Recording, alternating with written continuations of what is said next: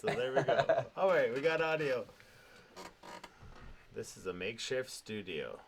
Making it work. Making it work. We are far apart because of current life situations. So, all right, welcome back to Thursday Night Live. Episode 17. 17, for the yes. season.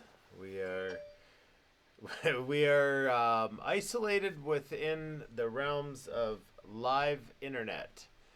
And because of that, it's a little trickier to do Thursday Night Live, but we will accommodate and make this work the best that we can. So again, this is episode 17. This is the first week of what we call isolation.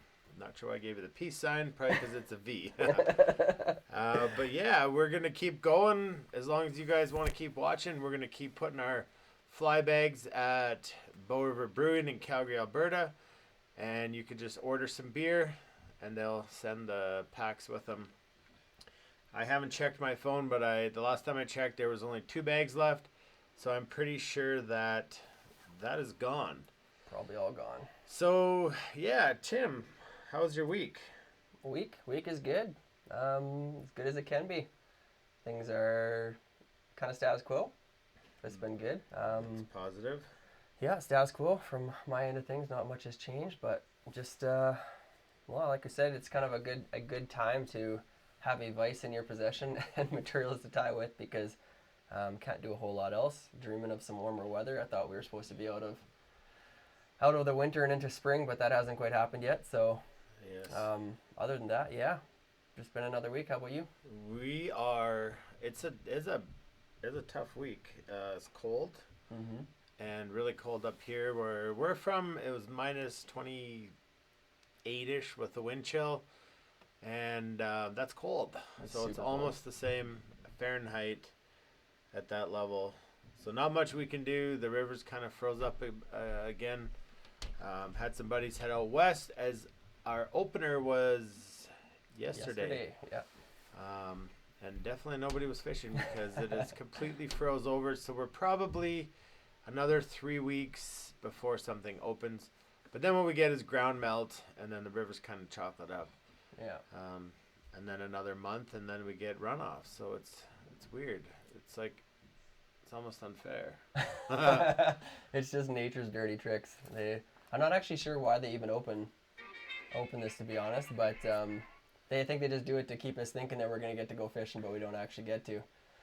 But yeah, most of everything, I made a couple phone calls today too out west to kind of my waters, and everything is still frozen solid, which it's interesting because last year I was looking back on some pictures. I think it was April 8th I was fishing one of our open creeks, and it is certainly not open right now. So unless it really unthaws in a big hurry, that's probably not going to happen. I guess the bow is still an option, but yeah, it hasn't been, well, it was really warm. I got rent out once this last week, and it was super warm. We were thankful for that day. It was a lot of fun, but then we kind of got into a cold snap after that. But yeah, it was even the weekend though. We tried to get out on Saturday. It called for a high of 13, and we got to the river at noon, and it was -4, and that's not good. No, that's too cold. Strong north wind, and that thing never let go. So if you're tuning in, I'm way on the other side of the room. Tim's on the other side, and he's going to tie. So I'm just going to kind of be over here answering questions through Facebook. So if you do have a question, feel free to ask us, and I will make sure that Tim gets it and that he can answer for you guys. So tonight we're tying up 2 very simple patterns. They might go pretty quick. So having said that, we'll just grab a beer, we'll chill, and we'll chat. Although it's more fun if we're kind of side by side having that conversation.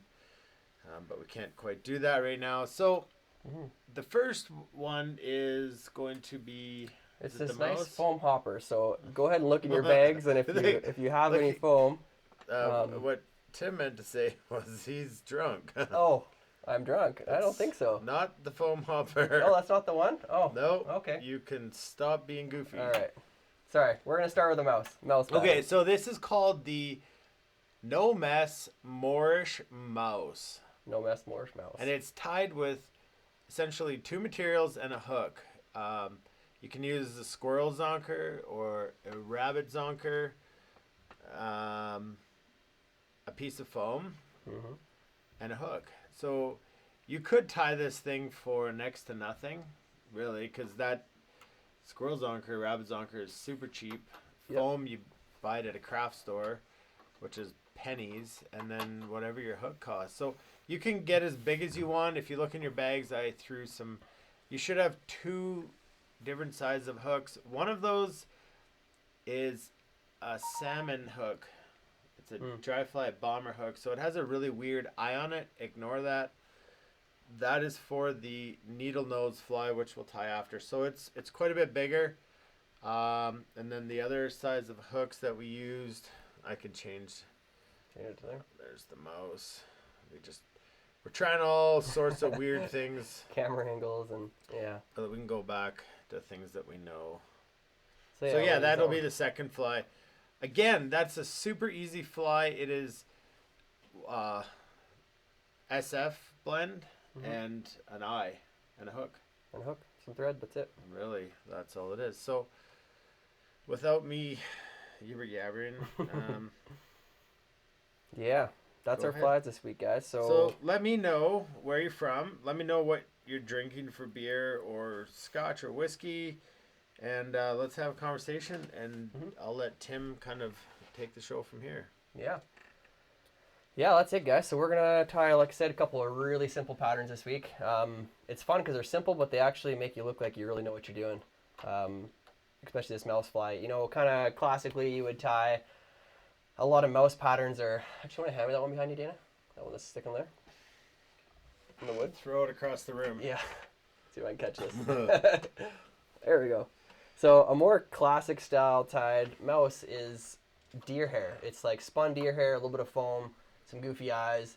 You know, looks great. Is it any more or less effective than this? I would beg to differ. We were talking about this a lot, actually. I don't fish mice a ton. I have fished them some, and my success has always been on this guy, but I also don't fish a lot of them, so I can't really say.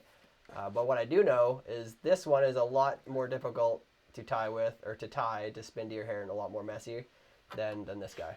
So a cool thing though, like I was talking with Quinn about it the other day. Some people haven't fished mice. There's a stigma around mice, the big whopping. I can have my own camera view here. the sound of when they hit the fly is pretty intense. It's dark out. What's cool also is stonefly season, because we go out at 4:00 in the morning. It's moonlit, and it's the exact same thing. And if you just were tying up a bunch of stoneflies, why don't you throw one in there comparative to the mouse, because it's a very big fly. yeah, so if you take a look at the actual overall size, minus the tail, they're the same size of fly. Yeah, it's so.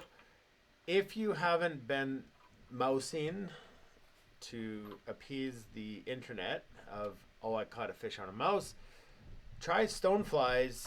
For us, it's kind of early mid-July, and it's the exact same excitement, because when they hit that thing and you can barely see, it's like it's Going off sound more than that's what's exciting about mice, is that they crush it.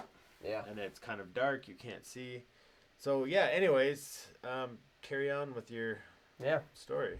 Well, you're fishing them in a little, like, different fashions. I mean, one, you're trying to dead drift. A mouse is a little bit more fun. You're almost fishing like a streamer, but it's getting eaten off the top of the water, which is a lot of fun. Fun to see, fun to watch. But that being said, sometimes they can be, for one, if you go to buy one, they're very expensive to buy, because there's a lot involved in most mouse patterns. But in others, it's also just, you have to have the right conditions. A lot of people aren't out fishing at night. Not that you necessarily have to fish them at night, but you're working off, especially with brown trout, rainbow trout, their vision being fairly decent at night, but they're not able to really see what they're looking at. It's more about profile, color, and the noise it's making. And that's hopefully what's triggering them to eat. Lots of people are chucking just massive mice as well. Not really sure the purpose of that. It's a lot more difficult for the fish to actually get a hold of it. No different than a hopper. I don't know, hookup rates on a mouse in comparison to hopper probably similar. Probably what do you say, 30% of the time you're actually gonna get the mice eat in this, or I'm talking stoneflies. Yeah, like 1%. Yeah, It's like and hoppers too. You know, we sit in the boat all summer. And we talk about clients and encouraging them, and don't worry, like you'll get one. And we think we're really good, and then we go fishing together, and we suck too. It's so hard to hook them on hoppers and done. But yeah, ton of fun, excitement. Don't necessarily expect to hook and land every fish that eats. They were going to miss them a lot too because it's a moving target. It's normally fishing, or it's normally kind of swinging at an angle, coming back up towards you across the current. That being said, also while we're here talking, something to message over to Dana on there is I'm curious. I'd like to know what people are doing right now in the river. Are you catching fish? What's been fish are been feeding on? I was out the other day, didn't really do a whole ton of fishing, did more finding bugs with Ren, but there was a lot of people out, and a lot of people actually were catching fish, which is pretty cool to see.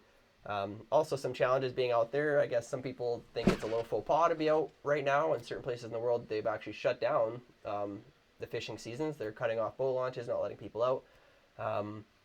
Seems a little counterintuitive to me, being that if you're out by yourself or with someone from your household, you're really getting out away from everybody, so it makes sense. But anyways, curious what you've been fishing, if you've been fishing the bow or not, and what you've been catching. Okay. Yeah, so what size the hook?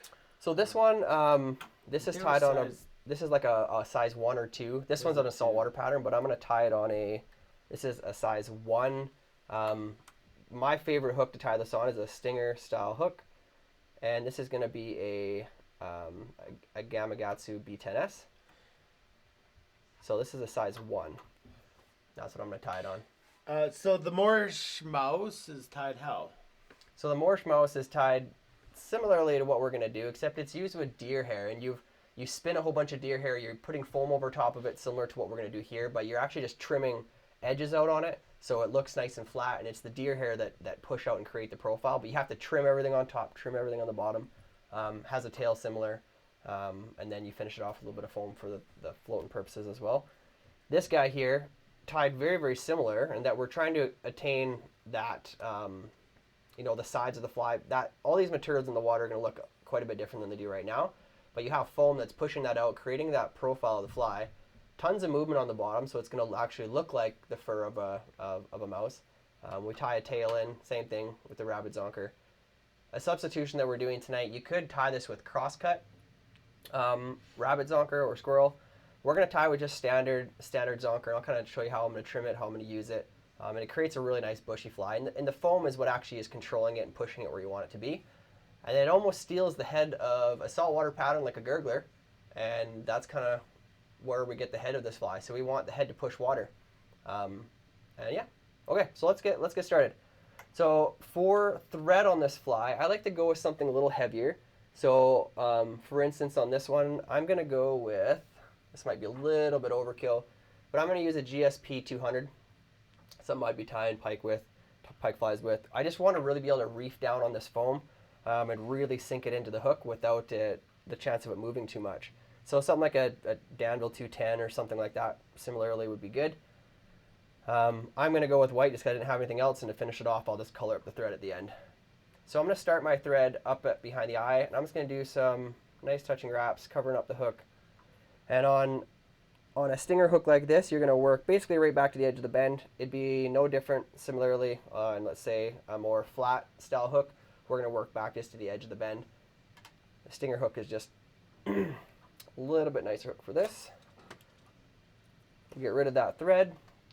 So to prepare the tail, we're actually going to cut a bunch of the fur off of the strip itself, and then we're going to leave a tuft at the end. So when I'm thinking about measuring how long that tail I want it to be, if you look on this guy, you want that tail to be fairly long. Okay, it's got a tuft out there. I'm measuring 2 times the length of the hook. So if I go from the end of the rabbit strip, I want to go 2 times the length of the hook. That's what I'm going to have hanging out the back end. So just repeat that one more time. Length of the hook once, I kind of mark it, move that to the bend, mark it one more time, and that's where I'm going to want to tie that in, okay? So I'm right away going to go ahead in and cut off at my marking, leaving just a little bit extra space for tie-in. And now what I'm going to do is I'm going to go in, I'm going to cut all this fur off the top of the strip. Okay, so we're going to actually flip the strip over. So we're going to leave this little tuft at the back. We're going to leave that nice kind of dark with the fur at the back, just kind of looking more like the tuft at the end of a tail. And that's going to sit on the bottom.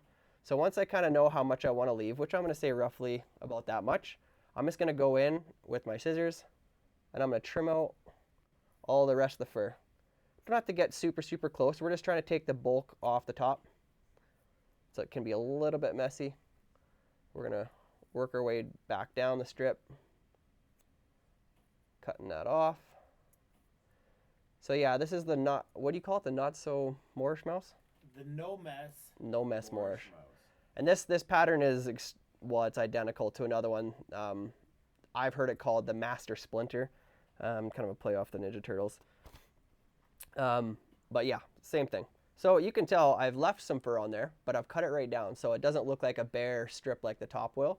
So when I tie this in, what the fish is going to see is not the bare, it's going to see that nice dark color and then that nice tuft on the back. Okay, so I'm going to take this and nothing fancy, I'm just going to tie it in right at that bend. Okay, so I want to make sure I can get it nice and secure.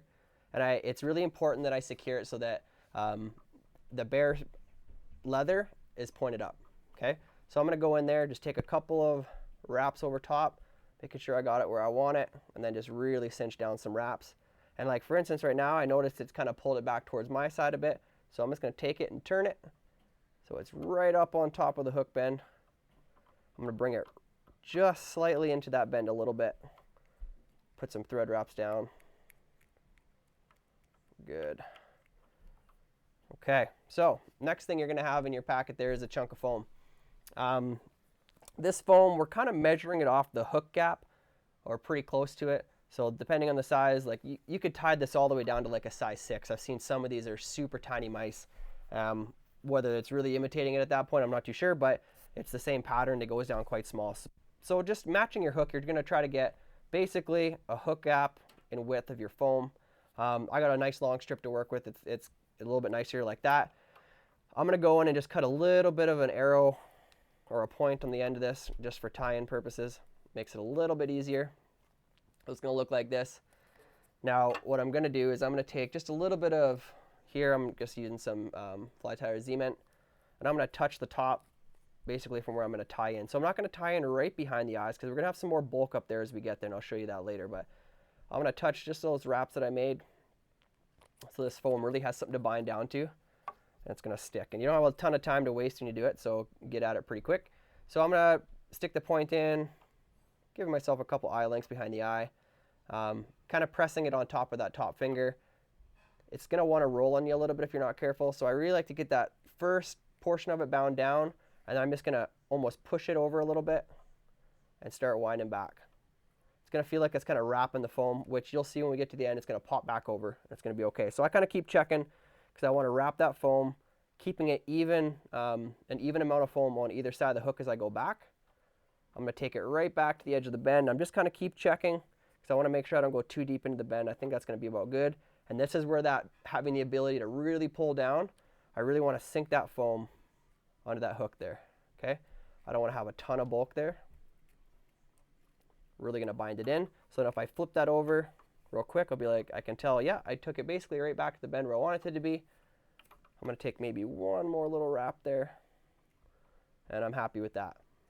Okay, so next piece of the puzzle, we're going to go back to that rabbit strip we had again, and I'm going to take it. So this is where you could use crosscut. Crosscut, it's obviously just like it sounds. It's a rabbit strip, but instead of cutting it long ways with the grain, they kind of go across the grain. So when you're palmering something up a hook, it lays a little bit more natural. It's not a deal breaker. This stuff lays in just fine, and it creates a little bit more bulk this way as well. But I'll show you how I'm going to separate the fur. So when we lay the foam back over, it controls it quite well.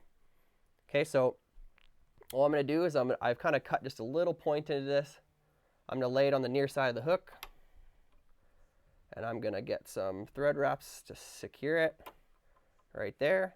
And then I'm going to go ahead and I'm going to advance my thread all the way back up. I'm going to go ahead and get it out of the way because I can. And I'm just gonna start palmering this up, okay? So what that looks like, quite simple. I just always wanna keep, the best control I can have is by keeping that leather against the hook, okay? Actually, I'm gonna touch this one more time. Right at the back here, I'm gonna touch it with some more cement, just to make sure there's no possibility of that pulling out or moving. I just do a little touch on top, gives it something to bind to a little bit more. Yeah, by the time you wrap this up, it's not gonna go anywhere. Okay, so I'm gonna start palmering this forward. So what I like to do is I'm gonna wet my fingers. Probably not the best time to be licking your hands unless they're clean. I know mine are, so I will.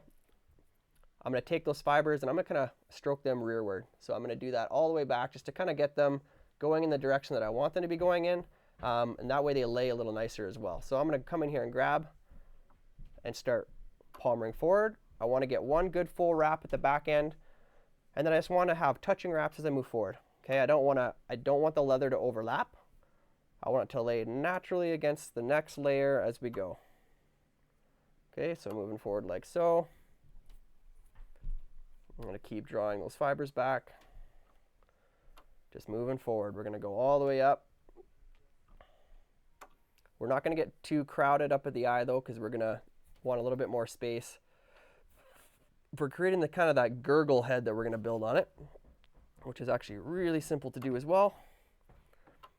So I'm gonna keep wrapping forward. I'm almost there. So I wanna leave myself at least an eye length's worth of space. I see that my thread kind of did something funny on me there. I'll get in there and cut that out.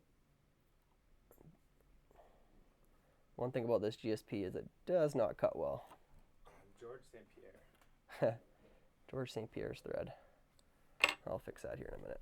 Gotta tie this off so I don't have to hold it. Gonna take that last one. Now I've still got about an eye length's worth of room. Come in, fix that mess. And I'm just gonna make sure I get this good and secure because I do not want to lose this once I have it tied in. So I'm going behind the zonker so it basically crosses over itself, tightens down, do a couple in front. I'm gonna come back behind, do it again. Do a couple of wraps behind it and back in front of it. So I'm confident that's not gonna go anywhere. I'm gonna come in and try to cut that leather off close, like so. I'm gonna push those fibers just a little bit back. Okay, so if you've got to this point, it's gonna almost look like a leech pattern where you've palmered that all up. It looks nice. But what we're gonna go do is we're gonna separate, try to maybe put it like this. We're gonna separate, pull all this stuff out so we can see it quite well. So it looks like a nice and flat. Pull it out the best you can. So you kind of got an even amount of bulk on one side of the hook as the other. Even right up underneath that hook, it can be kind of tough, but you want to pull it all out so you can get a good view at it. So once that's done, it looks pretty good, looks pretty even to me. So then what I'm going to do is I'm going to go ahead, I'm going to grab that foam strip. So I'm going to come back to this view.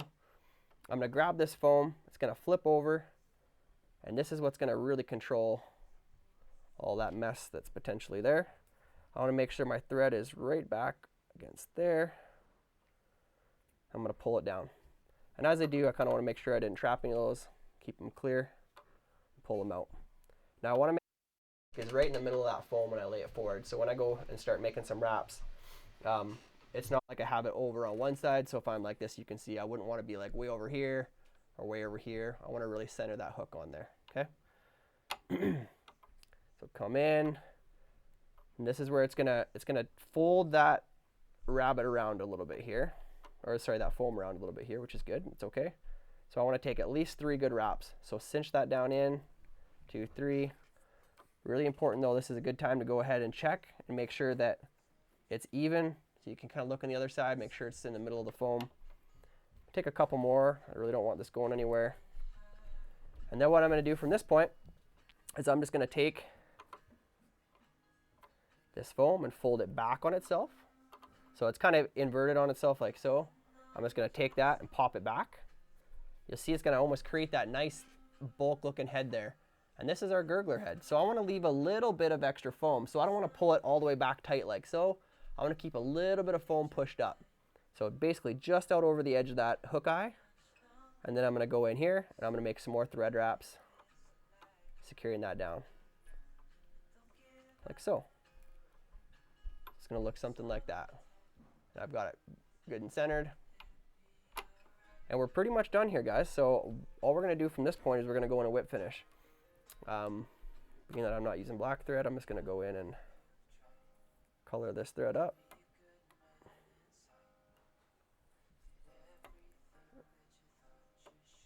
Just to make sure it doesn't show. I packed a lot of different colors. Okay. We just talked about. Yeah, so it's not lit. I'm doing an all black, which, I mean, as you know, if you've ever seen a mouse, yeah, some of them are quite dark in color, but that's not the only colors that are going to work here. Pretty much you can vary this in every way, shape, and form. Dark at night, lots of times the color you want to go dark, but using even white on black foam or brown on white foam, I mean, the foam isn't really there to be seen. It's there to create profile. And once I trim this off, I'll show you, but part of this back foam actually even creates the appearance of ears, just the way it sits. So it doesn't really matter the colors of foam. Lots to see them a lot with olives. Yeah, quite interchangeable as far as the color palette. So all I'm gonna do here is quickly just adding in here. Got a lot of noise. Lots of noise. Because this is important. Important to note. Apparently my fingers are fat. Irrelevant. So what I want to say is when you're looking at colors of flies, okay, it's not always important to just say, hey, I have like an orange fur, or I have a wet. Get it wet. Okay, it's the first thing. Changes colors. The second thing is get it wet and then turn it up towards the sun and stare at it, and it's a new color. Because we have to think about where the fish are coming from. They're in the water, in this magnification bubble, which is water, and they're staring up and the sun's coming at them. So sometimes the colors are really not what you see. So if you have an orange one or a green one, or I'm trying to think of the other colors that I packed, it's like, go get it wet, and then you really have to try to look at that from the bottom up. So don't just fish a black one. It might just look like a black blob of silhouette. If you have different colors, those different colors might look different when they're wet, and it might entice a fish. So probably have 3 or 4 different colors, because I don't know. And then the other thing is if you're fishing them at night and it's moonlit, it might just be the silhouette that works. The profile more than anything. Yeah. So don't get hung up on colors at one level. Have multiple colors, and all right. I think that can be said with a lot of flies we use. A great example is purple. Why do we use purple? It's not necessarily like you see anything out there that's purple, but what a stellar color for trout. It just works. Whitefish. Marcus knows that. Yeah, and whitefish. What would you say, Dana, is if you were to go out and chuck conventional gear or a big streamer, what color would you think would move more fish than any other color? What do you mean by conventional streamer? Well, I mean conventional gear. Like if you were to go throw a Rapala or a streamer, not necessarily catching fish, but what moves more fish than any other color? If I were to throw a Rapala, I'd probably put the Rapala on shore and throw myself in the river. Yeah. Just kidding. Red and yellow, very common. I mean, a 5 of diamonds is probably one of the best popular flies out there. 5 of diamonds and a red and white. What do they call that one? I'm blanking. Well, hopefully you don't know the name. Yeah, I don't. I know. We were up in trying to be in a show and run a show. It feels very pretentious. Put the camera on me. We were in northern Saskatchewan fishing pike, and they pretty much take anything. And we got into this one cove, and it was like anything yellow that hit. And if you didn't put yellow on, just nothing. But yellow was like a frenzy. I don't have the answer, but I had the yellow, so that was the answer. But we don't have to be scientists, and we don't have to sit here and say, I know why, because of the blah, blah, blah, blah, blah. It's like, just have multiple colors. It's like the mice. I don't really know. I don't know. I don't fish a lot of mice patterns, so does it really matter, the color? Probably not. Maybe you guys know. Do you fish mice? Do you know? Does the pattern, does the color matter? Does the shadow matter more? Is McGrath's watching? I hear he fishes mice. Oh, he's fishing. He's busy fishing them. Yeah, it's midnight. Yeah. Yeah, it's a great thing with flies, and I mean obviously there's certain patterns that we know the color that we choose and why it works, like you know that, but don't take it for what it is. When I sitting down and I'm tying, not that I'm creating a new pattern, but if it's a pattern I haven't tied before or I'm curious what it would look like in this color, I always have a glass of water and I always chuck it in there. Changes everything. Yeah. Like even not only the color but the way a fiber moves. You put something like a peacock herl on a fly, chuck it in the water, and even without barely any current, it just dances. So it gives you a perspective of maybe what the fish are seeing. But color change is a big one underwater. Okay, so to finish off this mouse, really not a ton to do. We're gonna just trim off this piece of foam, and this is the stage that kind of creates that appearance of ears on it. So if we're looking at this here, we're gonna give ourselves, we're gonna come back about to there. So maybe a little bit less than the size of the head. And we're just gonna cut a little bit of a round angle as we go. So I'll do it first and I'll show you what it looks like. So I'm just I kind of come from both sides, cutting a little bit of an arc on either side, but not much of one. Cut that out. And then when all that's sitting back, these tags that sit up on the bottom, you can see right there, almost looks something like ears, doesn't it? Yeah, so that's kind of the idea of what that back piece is. And then on the contrary, if you take a look from the front, it's that gurgler head that's going to push water. And you can see that extra collar at the back, not only does it look good from the bottom and that it kind of looks like ears, but it's also going to fan some water. And then from the bottom itself, you just have all this this rabbit fur that just, right now, again, it's tough because it's not wet, but when it's wet, it's just going to lay back. It's going to create that appearance of an underbody. And then you have that nice underside of that tail all the way back. That nice tuft at the end. What sound does a gurgler make? I'm guessing a gurgle sound. Can you gurgle for me? I'm not going to attempt to gurgle for you. I'm so sorry. I'm not going to do that. I would go in, once you have that set, it doesn't hurt to have some Sally Hansen's or some head cement of some kind. Just go in, touch those wraps, make sure they're not going to go anywhere. You took all the time to tie this one, so make sure that none of that moves on you. I just like to go in and make sure I got all those threads covered. And that is your no mess Morrish mouse, aka Master Splinter. All right, pretty simple, guys. I'm definitely curious. Let us know if you fish mice patterns, because for us, we're not really, like Dana said, if we're fishing on dusk or dawn, we're fishing stoneflies. We're not normally fishing, especially with clients, so we're not fishing a lot of mice. Mark Gibbons says his buddy caught a bull trout on a mouse. A bull trout on a mouse, wow. Last summer, midday, in the bright sun and about 30 degrees Celsius. So I personally think there's a huge mousing, like it's a badge of honor that you get for catching a fish on a mouse at night. I think if the fish are hungry, it's a big piece of protein that's drifting by or skittering away. Just like a mouse, oftentimes we will skitter our big stoneflies. So I don't know, like maybe we could fish mice at 4:30 in the morning on a quote unquote stonefly float and do just as well. Yeah. You can never go back and do the same day again. You can never go back and do the same run with all the same conditions. It's impossible. So I guess that's kind of what's fun about fly fishing and fishing flies is I don't know. Do you ever really know? I don't think so. I think it's always pretty, we think we know, and that's how we know we don't know. And we so often get humbled. Yeah, and that's the case, I know, especially on the bow, but you find a fly that you think is the dynamite fly, and yesterday it crushed 10, 15 fish. You're feeling super confident on it. The next day you go out and you can't get a nibble. It can be really frustrating because sometimes the patterns you think they change, and fish key in on different things as different things hatch.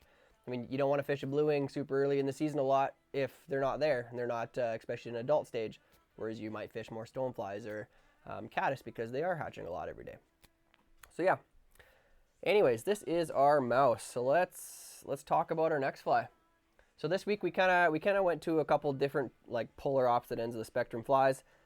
This one being obviously a freshwater fly. with some saltwater kind of techniques in it. And then we're going to go to this pattern, which is, again, a fairly easy one to tie.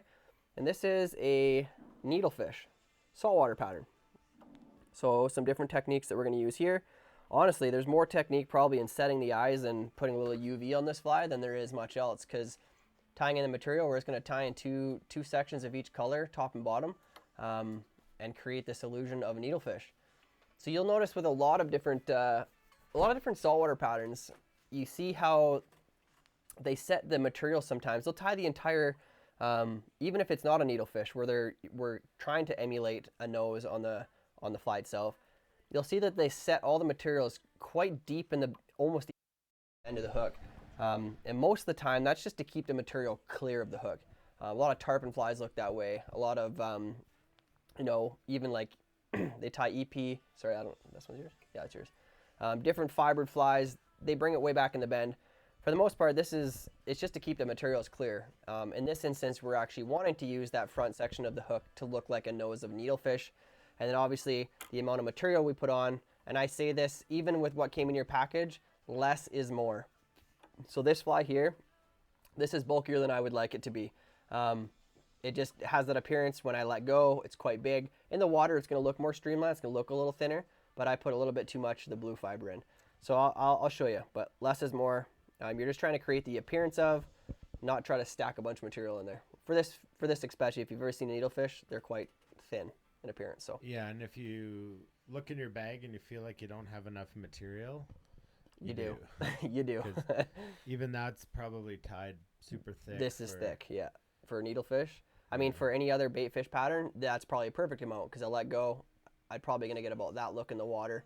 Looks nice and broad, looks good, but yeah, for the needlefish. The needlefish slayer in Oman was Troy. Was he? Yeah, remember? I remember this. He kept pulling in those. Remember on the boat? Like, they were just like. Oh, yes. Actually, there's one on the computer here. Well, he was the species slayer. Yes, Troy had more species. I don't think he got anything over 1 pound, but he had 100 different. Like, every time we looked, it was Troy and a different species of fish. Different species of fish, yeah. Yeah, it's fun in its own right. So, hook choice on this. Did we use any of these over there? I had a lot of them in my box, but I don't think I ever fished a needlefish. Even when we got into those bonito? Or? We fished a pattern that if I were to take these and cut them off about here, that's literally what it looked like. Glued on eyes. Much like the peanut butter striped bass Yeah, fly. the striped bass fly. Very similar. It was just a shorter pattern. We weren't trying to make it look like it was a needlefish.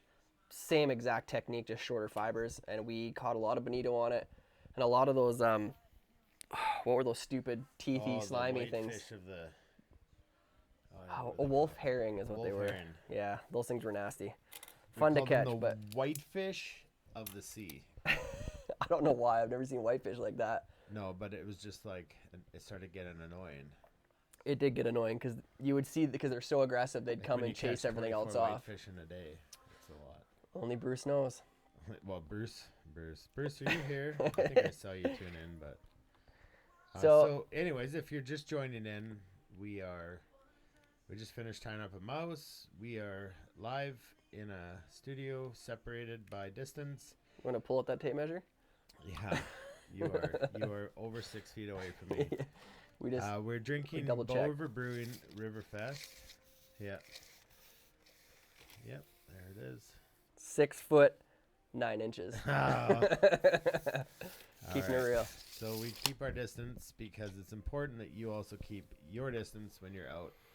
And the quicker we all buy into this the program, the sooner we'll be back. Let me see if I can do both of us. This is tricky running all the things. It's a little different when you're running a lot of camera angles so we can stay apart. Yeah, the photo of behind the scenes would be... Yeah, it would be pretty good. Anyways, keep going with your flies. Mm-hmm. I'll not hold you up anymore. We are on to the needlefish. Size of hook.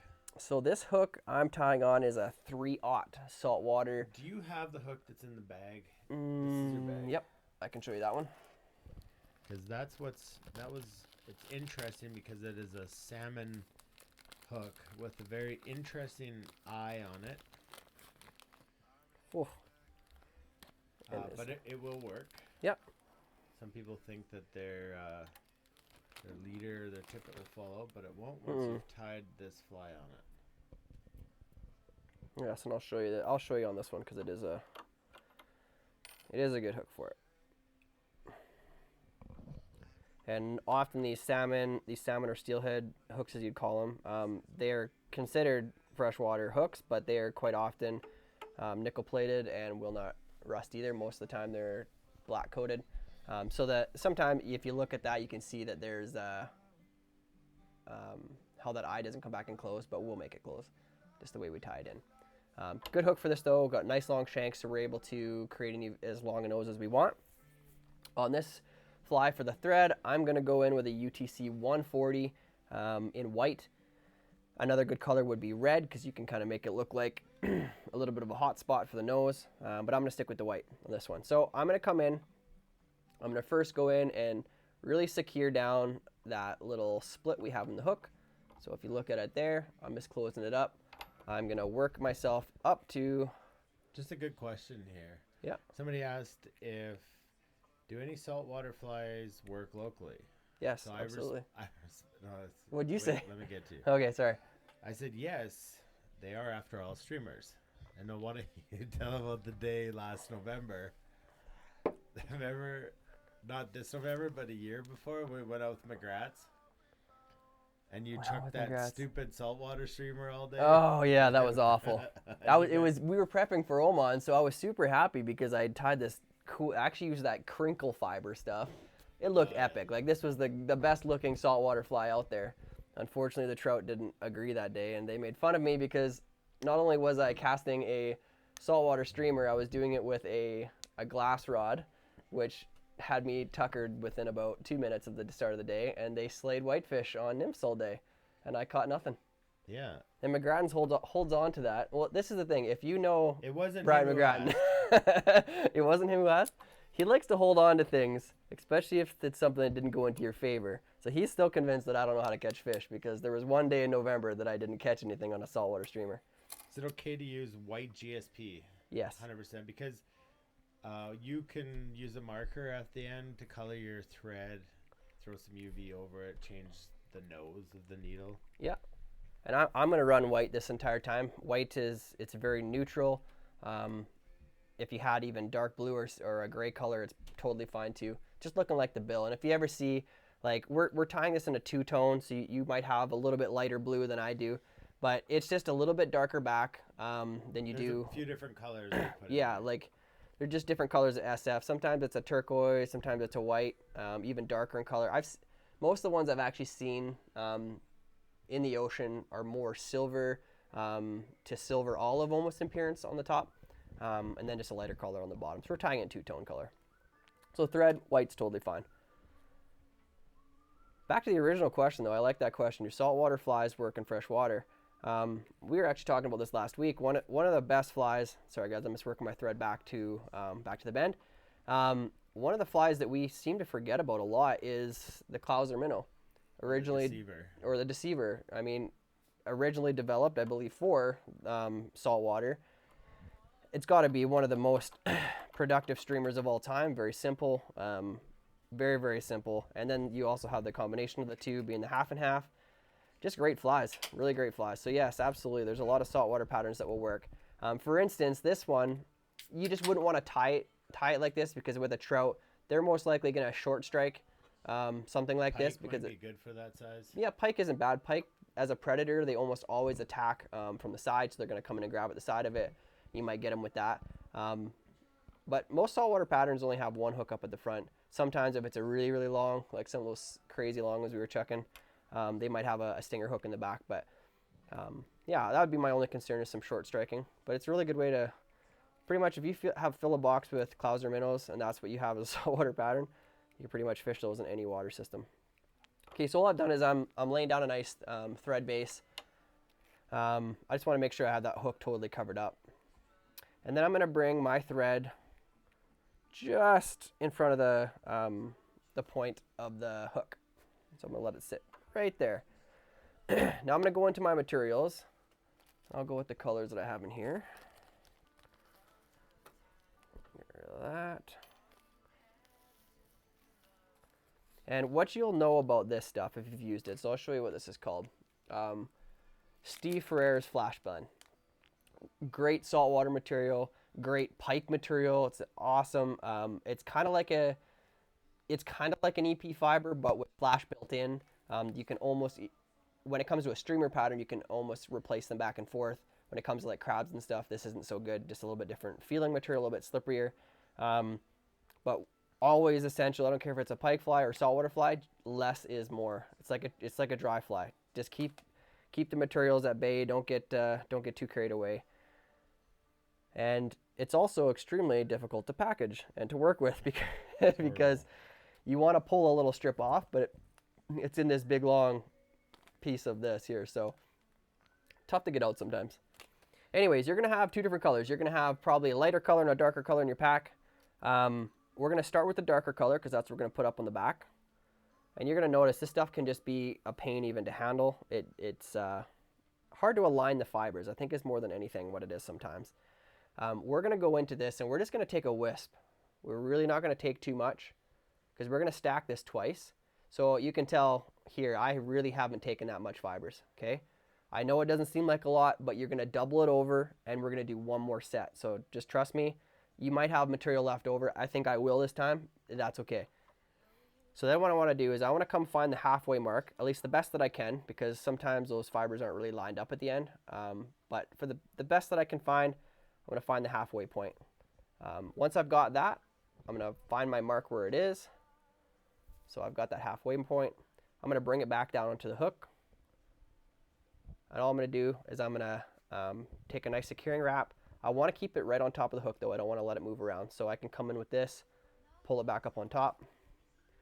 I'm going to take a few wraps rearward, kind of touching wraps rearward, and then I'm going to advance it forward a bit. Just a couple wraps forward. So there's going to be a difference in length here when I lay them back just because I've done that. Bring it forward just a little more, one more wrap. And then I'm going to fold it right back and I'm going to try to keep it right on top with this one, but also it can go over the edges to the sides. I just can't have it go under. So I use my thumb to kind of push it around a little bit. And I kind of hold that there. Take a couple wraps to secure it there. And because this stuff is so slippery, it has a tendency to want to slip out. I'm just going to go in there and I'm going to touch it with some head cement or some super glue. Okay? So that's there. We're not worried about too much of a taper just because it almost naturally tapers these fibers the way they stack in these bags. So you'll see at the end, it turns out not too bad. So then I'm going to flip my hook upside down. If you don't have a rotary vise, just take the hook out, flip it upside down and stick it back in. And now I'm going to go at it with some of this white fiber. So again, just taking that wisp, not taking too much. So just pulling off a little piece of it. Try to keep track of the other pile. I'm going to come in. I pull out any of those stray fibers. So I'm just I've pinched here and I'm just kind of running my fingers down to make sure that I got all those extra fibers out. And I'm going to go ahead again and find that halfway point. So I can fold and check. It's like not quite. Pull a little bit more. And there we go. So I've got that halfway point. Now, when we're working around this hook, it's important that as we come into the hook, I'm going to keep those materials vertical and I'm actually going to push the hook right through them, splitting equal amount of fibers on either side, which can be a little bit tricky at first. And we're going to leave them up there. It's okay if they kind of stay up there for right now. I'm just going to come down and pinch. This is harder working on the bottom because you're working around that hook the whole time. But I'm just keeping a good pinch there so I know that those fibers are staying where I want them, right on the bottom, because this time you need them to be there instead of on top. I'm going to take a few thread wraps there, advance my thread a few times, get ahead of that bump that you created on the top end. So I'm there at this point. I've moved just ahead of that bump.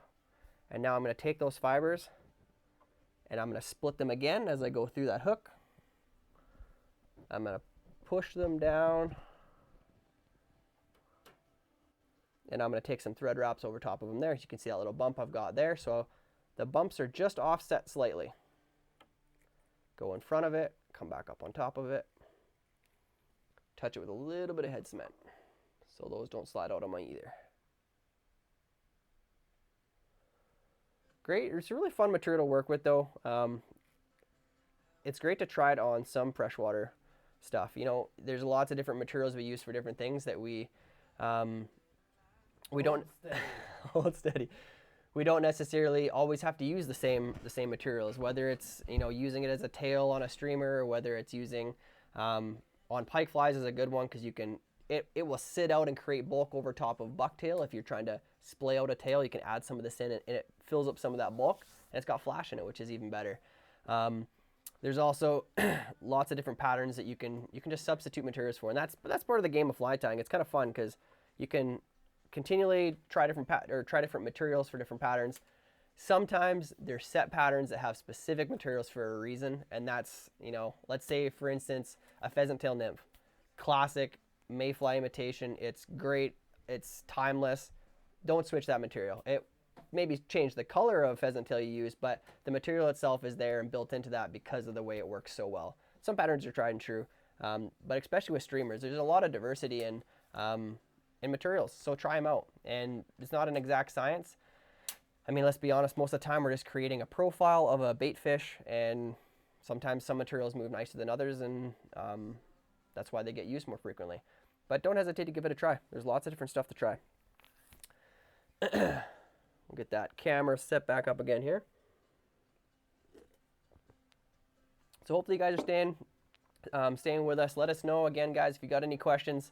Something we didn't really talk about at the beginning so much is, as we are still doing Thursday Night Live, we also have other things on the go. So we're still working with our Fly Fishing Academy, which, if you don't know much about it, we're just putting out some information about fly fishing, different things. So far we've got a ton of knots that are up, a little bit of winter fishing stuff. It's endless. We can put a lot of different material up there. So let us know if you have some requests, because there's a lot of things that sometimes we think we know everything about, and we're overthinking them because we don't, because we do every day. Something as simple as rigging up a fly rod. Well, if you've never done it before, there are a couple tricks that make it easier. So if you have a question about something like that, let us know. We'll put out some content. Yeah, you can find it on our YouTube channel. I don't know what the address is, but if you go to YouTube and, can you say Google on YouTube? Can you say Google it?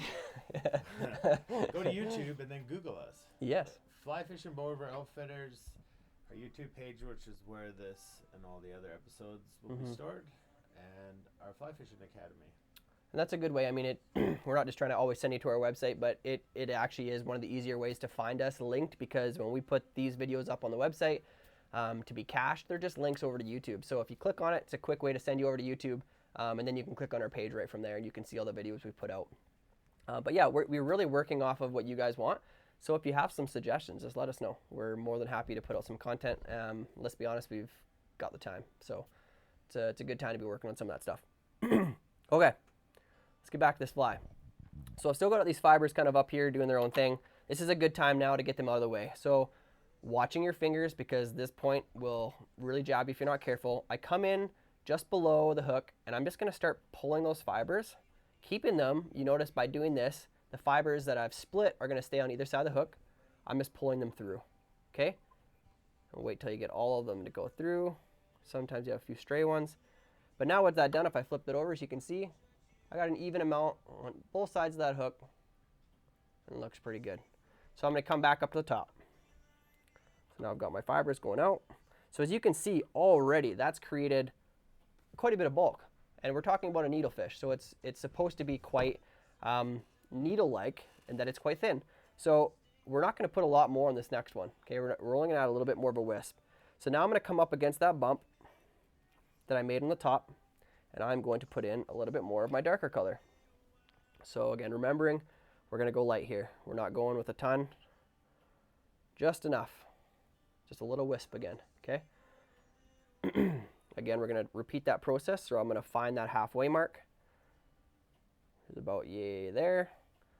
I'm going to keep that spot marked. I'm going to come lay it down on top, which is creating a little taper. I'm going to tie that in right on top. That tried to slip on me a bit, so just keep an eye on it, because it does like to go around. And then we're going to advance that thread a little bit, just ahead of the bump that we created on the bottom. So you can see we're kind of just like staging ahead as we go. We're just kind of going up against those bumps. And then I'm going to take this back. You got a question or comment there, Dan? Nope, they just said my volume was too low. Oh, okay. So then I'm holding that back out of the way. I pushed it back. Remember, keeping it on top of the sides, but not on the bottom. Adding some thread wraps. Gonna touch that with some head cement so it doesn't go anywhere. Just like so. Good. So now you can see that's all the bulk I'm gonna have on the top color. We're just gonna add a little bit more to the bottom. This is gonna be a little bit better proportion than the one I showed you at the start. Gonna go back to the bottom and add one more of the light color in. So again, trying to reorganize some of these fibers. We're just taking just a little wisp of it. Oh, yay much. Set the other stuff aside. Find that halfway mark. And we're going to come in and tie it just ahead of that bump we created before. So again, I'm going to come in, split the fibers either side of that hook, and then push it down to the hook itself. Get a gathering wrap. Advance that thread just a little bit. Good. And then I'm going to come back, use my thumb again, part those fibers, push that down there. There we go. And that's going to be all the SF blend we put in. Make sure we get that worked on there pretty good. I'm going to touch it with head cement one more time just to lock in all those materials so they're not going to go anywhere. And then we're going to come here and pull all those fibers like we did last time down the edge of the hook and on either side there. So guys, like we said, we're gonna keep getting these packages out to you. I think the demand is maybe slightly higher than it has been in the past because there's a lot more people sitting at home right now not doing a ton. So we just encourage you. We will let you know on social media when we got those bags headed to Bow River Brewing. And it's if you want to get in on it, I guess to say this, we can only produce so much right now. We can't put out. We could probably put out 60 bags and there'd be 60 people there to pick them up. So it's a little bit of a fun game. Hey, who gets there first? You're gonna get your bag or not. But just because the bags aren't there doesn't mean you can't go down and get some beer. So yeah, and usually we get them there on Wednesday. Mm-hmm. So doing our best. hopefully all the rest of our material shows up, Mm-hmm. so we can continue what we have planned for the next 4 weeks. 4 weeks. Mm-hmm. And if it doesn't, we'll be creative for next week. So if it does, we have. Do you remember all the flies that we got coming? We actually have a good assortment of flies. So not just streamers. We're gonna tie some dries, which we haven't done a ton of yet. Yeah. Which is it's fun. I like tying them as much as they're a bit frustrating at times because it's techniques we don't use a ton, and you're working with smaller flies sometimes. And we got some drakes that we're tying. I think we're doing big an streamers. Adams, which is classic. The Adams. Royal Wolf. I think one of the wolves. Maybe it's the green drake. No, we're wolf. doing H&L variant. H&L variant, yeah. Yes. We're doing a Higgins must-have. SOS, which I like that one. It's a nymph. It's a nymph. Deer hair green drake. Whew, yeah. Dana's tying that one. That's right. When they need the professionals, practicing. they call me in. After much request, you've been requested not to touch this next week. Oh, come on, guys. I thought I did pretty good. I mean, Crashed 3 times. there were some haters, but I'm just saying, we did talk about this today, and because there's a lot more people going live, they think that, I'm going to say that's why it crashed. It had nothing to do with what I was doing. Yeah, so if you guys think that's the problem, let us know. I think it's his rookie experience. But we do have our strengths. Mm-hmm. That's yours, and this is mine at some level. Despite all 85 cameras and the batteries dying. And Yeah, this is a little bit, somehow it seems easier when we're at the brewery. Yeah. I don't know why, but it seems a little bit more, I'll say we're more used to it. We do that. It almost becomes a production that we're used to running every Thursday. So this has been a little bit of a variance to that. Okay, back to this fly. So that's, I mean, we're talking just a couple, one type of material, 2 different colors. And we we have all the materials on there. Okay, so what we're going to do from this point is we're going to taper out this nose. We're going to put some eyes on. and I'm going to use some UV to create a little bit of a head for durability, and that's a wrap on this hook. So I'm going to make sure all these fibers are pulled back out of the way. I'm going to bring my thread back now up onto where I left off. So you can see I left off with that top fiber. The darker green turquoisey color was farther back than on the bottom because we knew we were offsetting those bumps. So now I'm going to bring my thread back, so I'm wrapping over the bottom, right back to the same place I did on the top. And I'm going to keep going backwards a little bit. Okay, so what I'm actually creating is a little platform for my eyes to go onto, which is a little bit wider. They're going to stick better to that. So I'm just holding those materials back out of the way, but really taut so that they're staying stacked right the way I want them to. So now I've created that nice flat spot there for my eyes. And now I just want to even out my thread. So I want to create that so it's not so much of a bump, but more of a taper. And we're going to taper out all the way out to the nose. So it's quite a bit of thread work here for a bit, just because we want to get this as evenly tapered as possible. So you're just really working with your thread to create that taper from where the eyes are going to sit. And we do some of the tapering with the UV resin as well.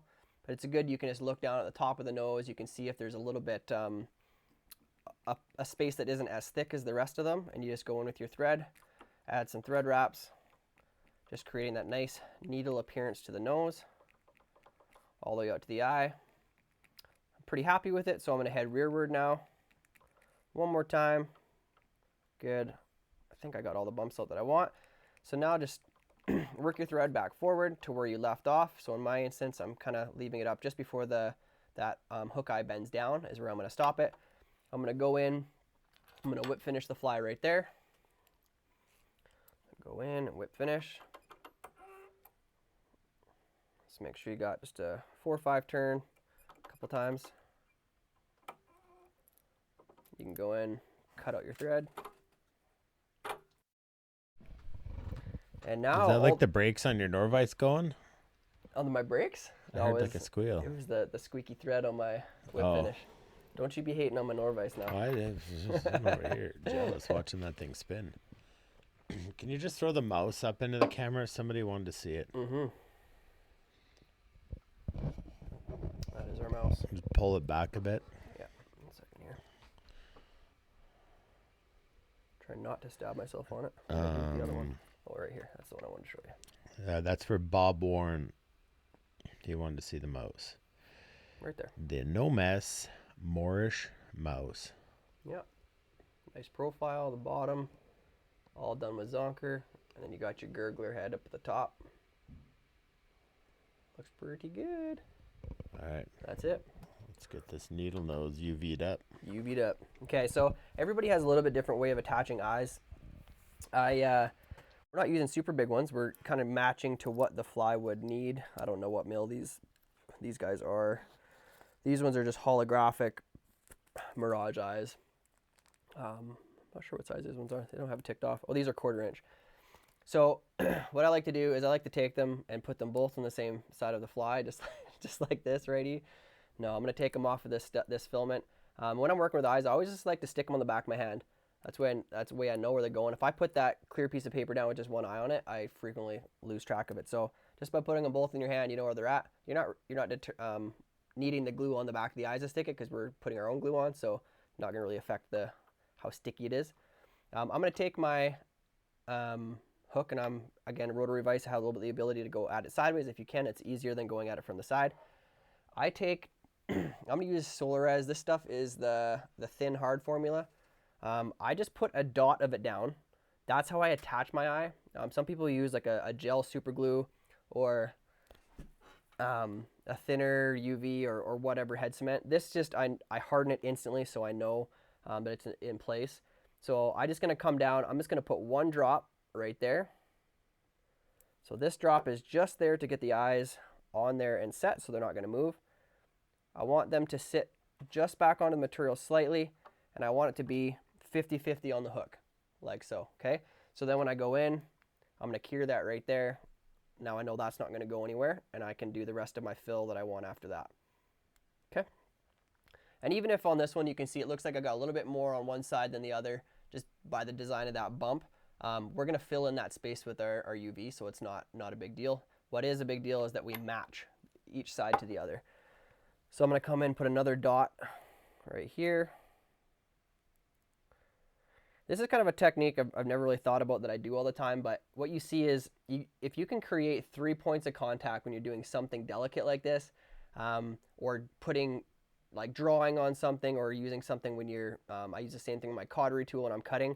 So I come in here and I wouldn't be solid trying to just put a dot there, but because I have one hand on my vise, I use my thumb on the bottle, and then I come down, I've got a really good control over where I put my glues, and other things like that. It's a little technique. And grab that other eye. I'm going to set it on there. And this is the part where you just want to make sure that it matches. Is bone dry okay? Bone dry is fine. That's what I got right here as well. I just like, I'm going to build the rest of the head out of this little bit thicker stuff, and that's why I'm just using it for this part. But the bone dry is fine. Come in there and make sure that that is locked in. Should be good. Okay, so this is what I'm left with. So I've got a little bit of a gap between the eyes there. It's kind of created an empty space. Same thing on top. So what I'm going to do now is I'm going to take and pull those materials back like so. So that's essentially as thin as I want to create with this. So I can do this with some UV resin now. So I'm going to go back to that same stuff I've been using. This is just a little bit of a process. So I'm going to build on top. I'm going to flip, build on the bottom. I'm going to go back to the top. I'm going to go around the edges. And you just kind of got to cure as you go. So I'll kind of show you. I'm going to come in here. I'm going to try to fill up that space the best that I can and come back onto the material slightly. And then try to taper it out onto the nose. And I'll put a little taper down, just a little bit, like that. Before it goes anywhere, come in and harden it. So you see I'm creating a bit of that taper I was talking about that I was also doing with the thread, but I'm using it with that UV. And I want to come slightly back onto the materials back here, because that's, by me pulling them like this and then putting that glue on, that's the profile I'm going to maintain, which I like. So I'm going to flip it to the bottom. Same thing, grab those materials, pull them back. Got a little bit bigger of a gap to fill in here. I'm going to go ahead and fill it in, trying not to go out over the eyes. Just trying to get it to sink into there. Run some UV up the nose a bit. Come in and cure that. Because there's a little bit bigger gap on this one, I'm probably going to have to cure it, or I'm going to have to go in one more time on it on this same side.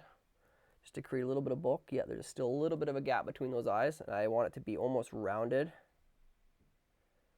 Go back on those materials, come forward. It kind of becomes a bit of a game in how you can manage this UV stuff, because it doesn't come out super smooth all the time, and you're just really trying to manage where it goes.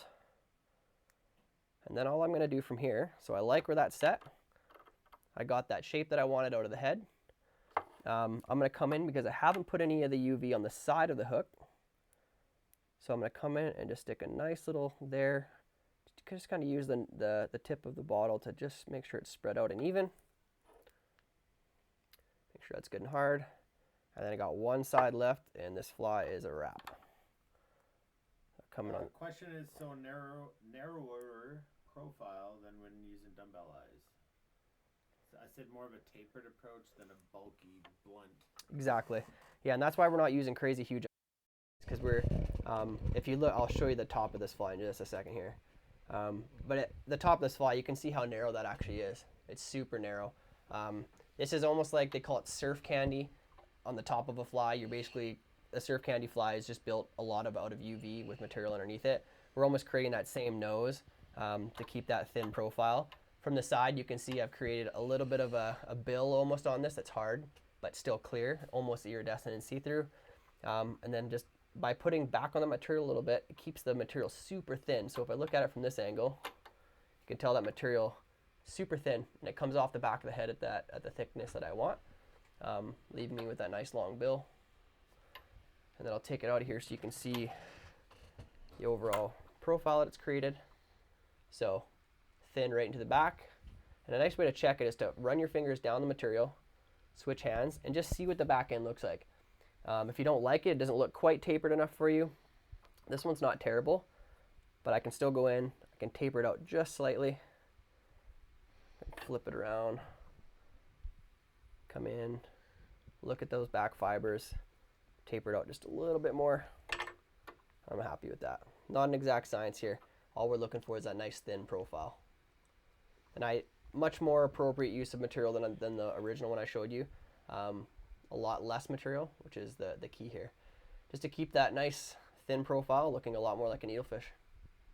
And there are some seriously interesting techniques to tying needlefish. Some guys that use like mylar tubing and a cord that runs through them with a hook at the back, and a lot more difficult than this one. This is super simple. You could fire these out in just a few minutes each once you get tying them, get used to them.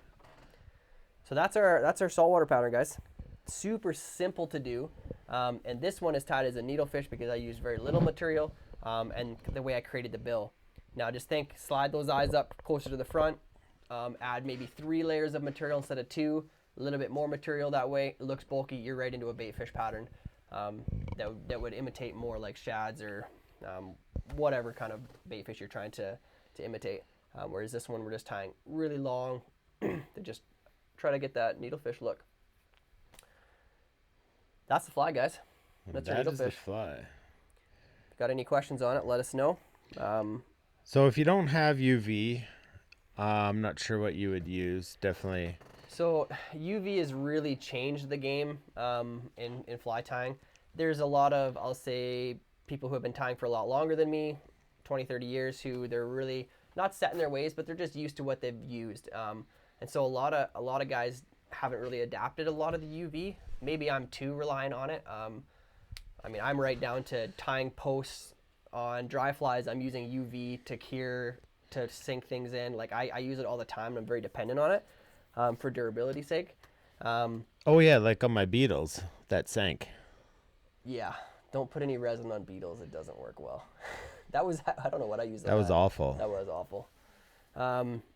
But yeah, I guess what is that stuff called? I'm blanking. The old style where you mix it up. Oh, like resin.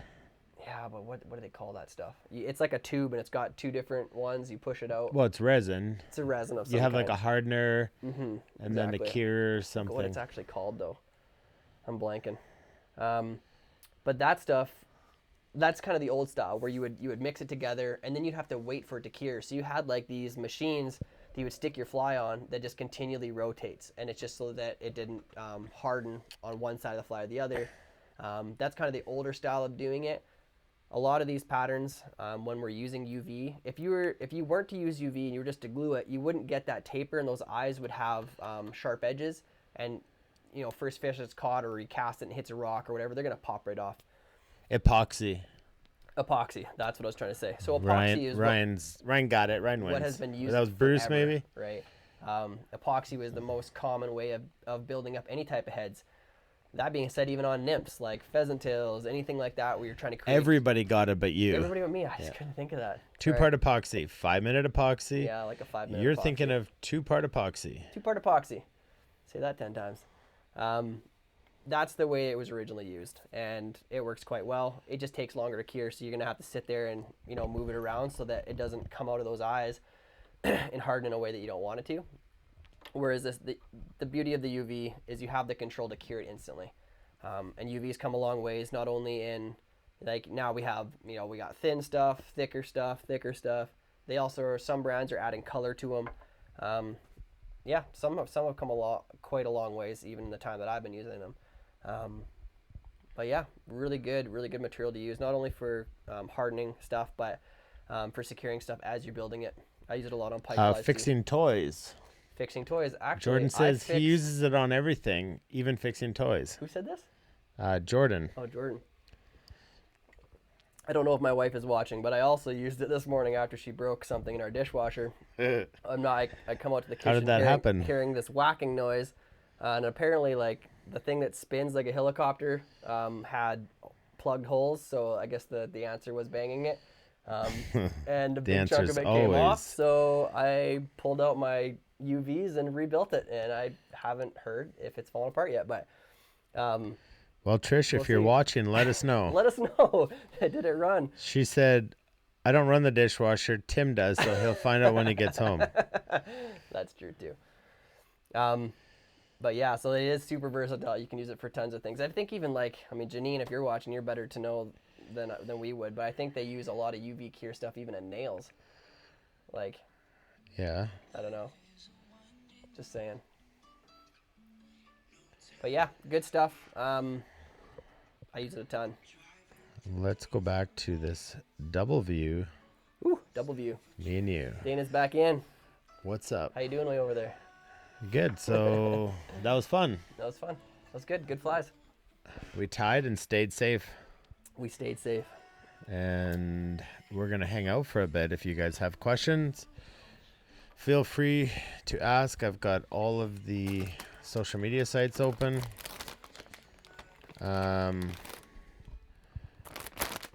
Jordan says, my wife's UV nail polish works too. Mm. And then there's a request from someone to show the helicopter. If you don't, if at first you don't succeed, get a bigger hammer. Yes. That seems to be some people can't the way it is. do that. So yeah, what have you guys been up to? What's your favorite part about quarantine isolation? Mm-hmm. That's a good question. What would be your favorite part? My favorite part is the time that we get to spend with the kids. Yeah. It's been pretty cool reconnecting. We don't get them on the weekend. They go to their dad's. And yeah, it's just eating a lot. Is that common? Are you eating a lot? Did you crush a lot of baking and you have a lot of flies tied? Yeah, that's true. And a few too many beers drank. I don't think the beer stores are going to go out of business. Have you ever tried the white chocolate rolled gold? I haven't tried the white. I like the dark. We each have our own bag of these. Sweet and salty. That was a good reach.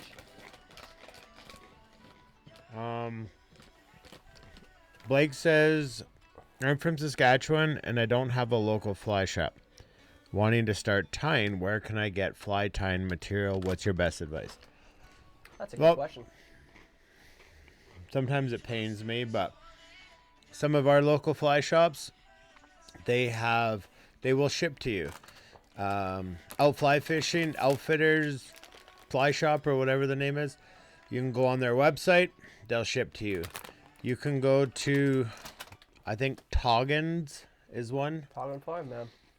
Flymart.ca, definitely one that I use. The key here is to stay, like we talked about this earlier, is especially in this time above all others, we have to support local. Totally. Like, if you can, order from your fly shop. You'd be amazed at what not only fly shops but other shops are doing right now. There's places even delivering to people.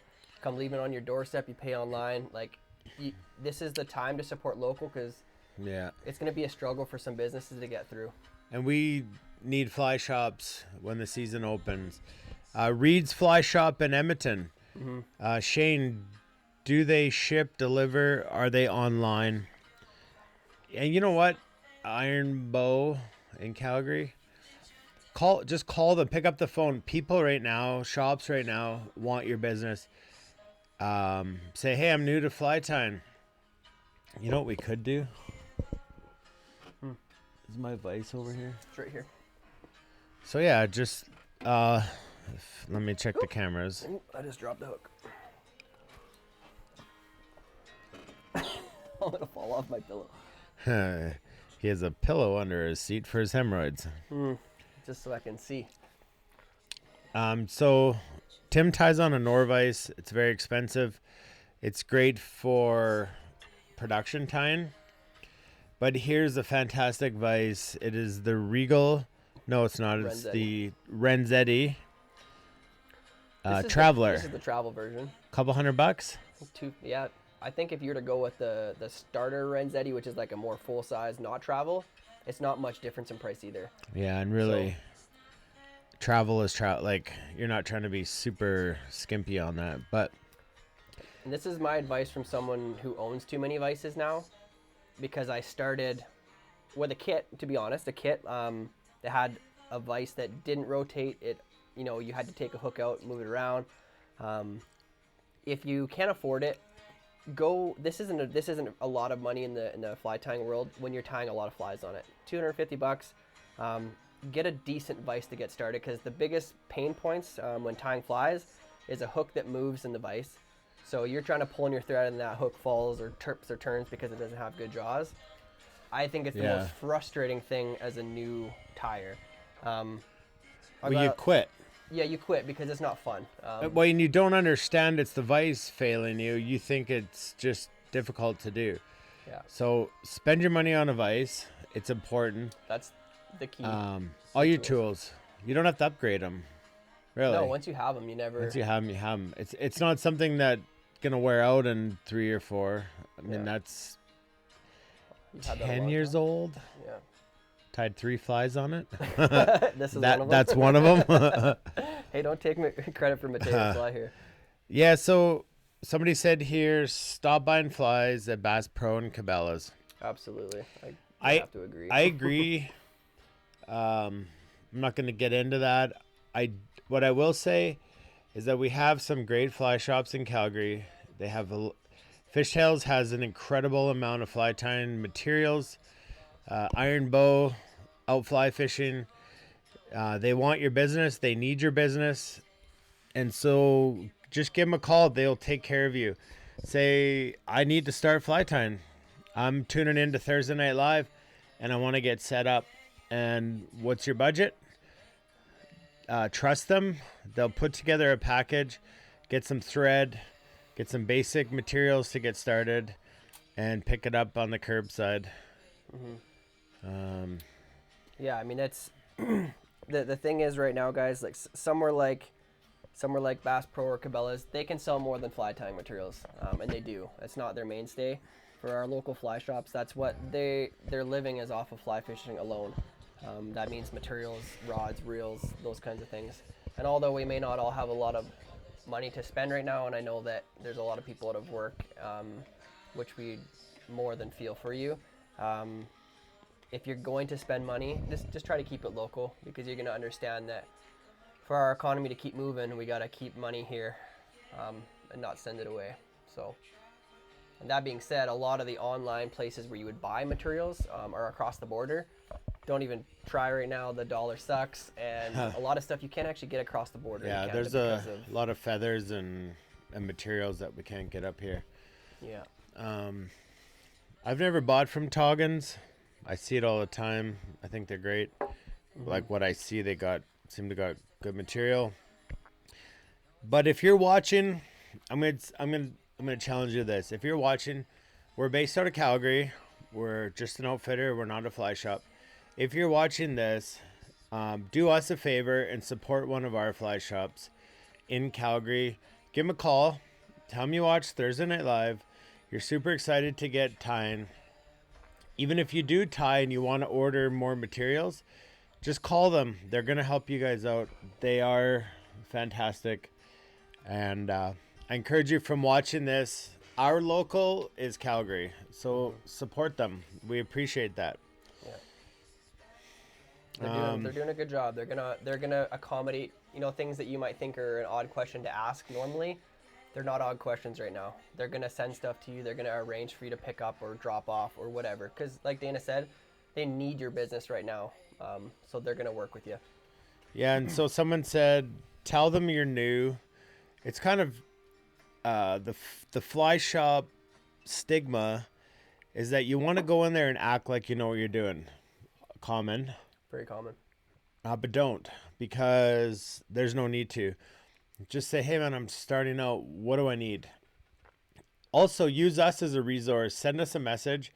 If you want to do a Zoom call or a FaceTime call and we can run over some vices with you, we have quite a few here. We can just talk about what you need. Set you up with a list. Call the fly shop. Order it there. It's zero benefit to us, but it helps you guys out, and you get to enjoy Thursday Night Lives even more.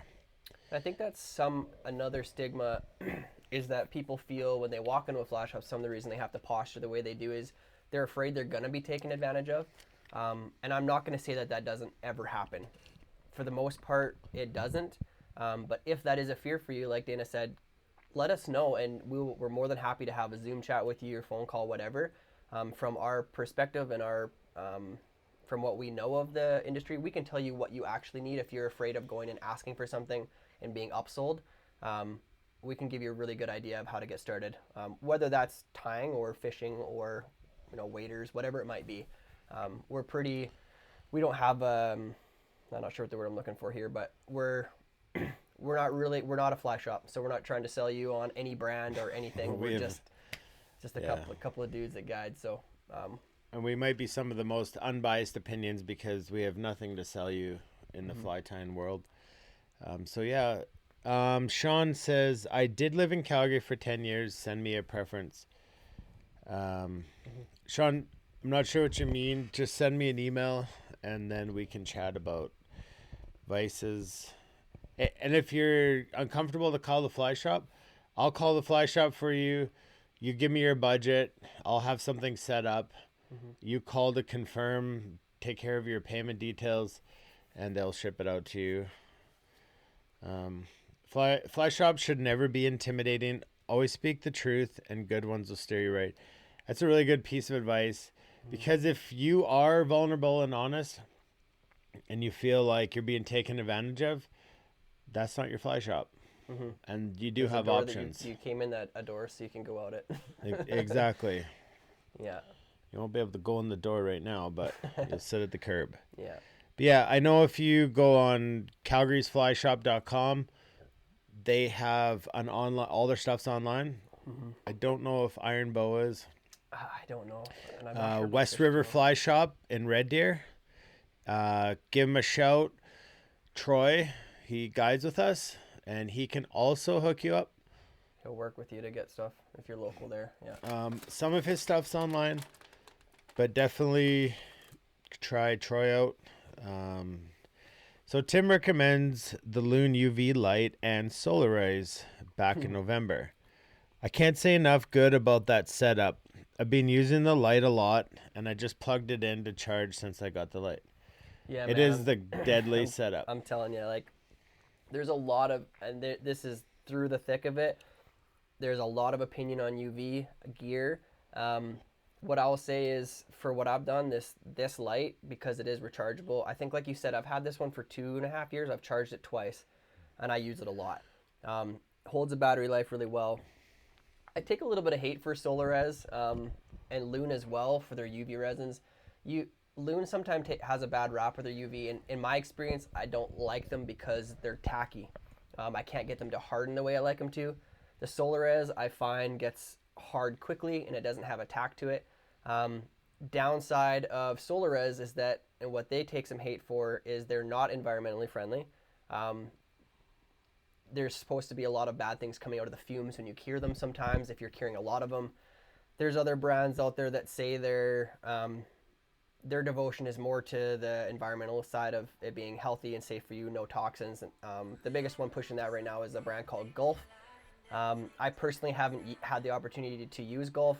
I don't know a lot about it. I just know they make a lot more resins than anybody else, being color, the thickness, and supposed to be more versatile. But my setup that I've fallen in love with is the Loon torch, and I just use Solarez. I actually don't even have that many different ones. I have this the thin hard, I have the thick hard, and I use the bone dry for almost everything else. So I'm glad that you like the setup. And yeah, I mean, it's been a great setup for me. So hopefully it continues to be for you too. I'm just trying to keep up the questions here. Sorry if I missed your questions. I followed Dana's advice. Iron Bow took good care of me since the lockdown. I have tied close to 100 flies. Awesome. Cool. Appreciate that. And Blake asked a question about, I can't see it right now. Ever tie a fly with beard hair? Athabasca wit asking. Rick's had a few. Yeah. So this SF blend is like beard hair. Yeah. Just no, it is. Okay, so yes, Jordan's right. Brian, check out the questions are rolling through too quick. Call Dana, he'll look after you. Thank you, James. Okay, I think I remember the question. Somebody had asked something about what are the first flies that you'd ever tied and what flies do you recommend to getting started? So there's one right here in the vise. It is a chenille worm. Something, you're on a wider angle, but Yeah. it's a worm. All worms. Worms in general, Except really for good. Ryan's weaved, beaded, Yeah, not trying that one. Sorry, buddy. whatever worm. But chenille worms, San Juan worms, a woolly bugger. That one teaches you a lot of good techniques. A woolly bugger. A woolly bugger. And then you can try the Bow River bugger, what's a deer hair head, which is advanced. But try San Juan worm and a woolly bugger. And a brassy. I think And a those are brassy. 3 starters, yeah. Or some sort of like chronomid. Yeah, like a Just mid-jersey. thread wrapped with maybe a wire coming up and a bead. Very simple patterns. But do a bunch of them, because the trick with fly tying is just getting like the dexterity down and understanding how to hold materials, wrap materials, getting the proper thread strength. And you can't buy materials for everything at the start. Like, everybody starts with a couple patterns and then work from there. If you were to go out and buy enough materials to tie even 20 different flies, you're looking at a couple grand, which is extremely overwhelming. Whereas fly shops trick you into buying 1 or 2 things at a time over the span of time, and you end up with a lot of materials. Okay, Jordan's got to head out. Appreciate following. And Thanks, Jordan. you were very communicative with people that I couldn't get back to, so thank you for that. It's a community that makes this event fun, so thanks, Jordan, and we'll see you next Thursday.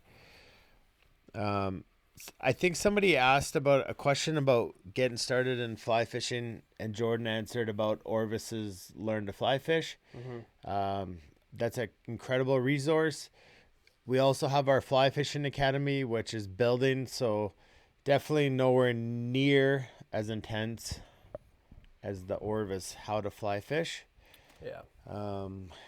They've had a lot of years. And Okay, if I missed your question, it's only showing me 5 at a time, so if I haven't answered it, please respond. Sandra's off to bed. It's late in New Jersey. Appreciate you tuning in, and it's got to be like almost 11 o'clock your time. Yep. So, hey, if you're at home, sleep in. That's what I'm going to do. Yeah. At least till 7. Yeah, take a few more questions, and then we will head out. So if you have any more questions for me or Tim or both of us, please let us know. As we are just here, 6'9" apart. 6'9" apart. That's why we're on the split screen, because we had to stay at a safe distance. Unlike last week, where we could. Only sneeze Okay. a couple times. Griffith's Gnat cracklebacks are super easy dry fly patterns. Griffith's Gnat is amazing. Ryan, great advice. Guys, if you need fly tying advice, Ryan's pretty awesome at what he does. Friend request him and then pester him. Good old-fashioned books and YouTube, how I learned. Yeah, most of us did. Yeah, there's some pretty cool tires on YouTube. I found books were always tough. Books are, yeah, I can't say books have really done it for me. You can't but see it take place. if I got a shout out to probably anybody, 2 people I'll say were my biggest influences when I started tying. One being Tim Flagler, who is Tightline Awesome. Video. He Productions. is the best. I'm not just saying the best tire, but the production value of what he does. It's very Awesome. easy to see. His instruction is clear and concise. You'll learn techniques and tricks from him. Did we lose you? Lost me. That you won't learn at a lot of other places. So number 1, Tim Flagler, Tightline Video Productions, amazing. He's on YouTube. He also works very closely with Orvis, so a lot of his videos are part of the Orvis Fishing or the Learning Center. Yeah. And second one would be if you like tying streamers, fly fishing, the Ozarks. He's great. Brian, great tire. Learned him. He ties everything streamer. He doesn't tie much else, but if you want to learn tie streamers, that was my go-to. The fun thing about what we do is it's interactive, and so there's some really good tutorials, and they have awesome camera angles.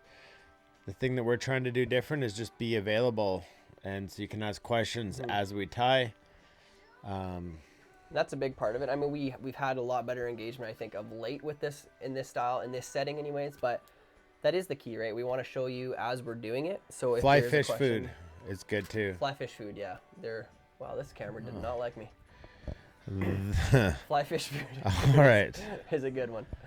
There's a good chance that's the battery. That's the battery dead, yeah. So we're gonna head back here, and I will send you guys to bed. Look, I'm both. I like this. This is the Dana Show, Yeah. and only the Dana Show. All right, so I'm Dana Laddery with Fly Fishing Bow River Outfitters. I have to cue the outro music, take away the logos, and that's Tim Hepworth, 6'9" away from me. And tonight we tied the No Mess Morrish Mouse and the Needle Nose Saltwater pattern. Simple patterns, 3 materials each, a hook, 2 materials, 2 great flies. We appreciate you guys tuning in. Next Thursday we'll be back, same time, same place. If you're in Calgary, head down to Bow River Brewing, grab your bags, grab your 6-pack of beer, my favorites, the Riverfest, and we'll see you here. Love you guys, stay safe, and if you need anything in between, you know where to find us on Instagram, Facebook, YouTube, the Google. All right, cheers.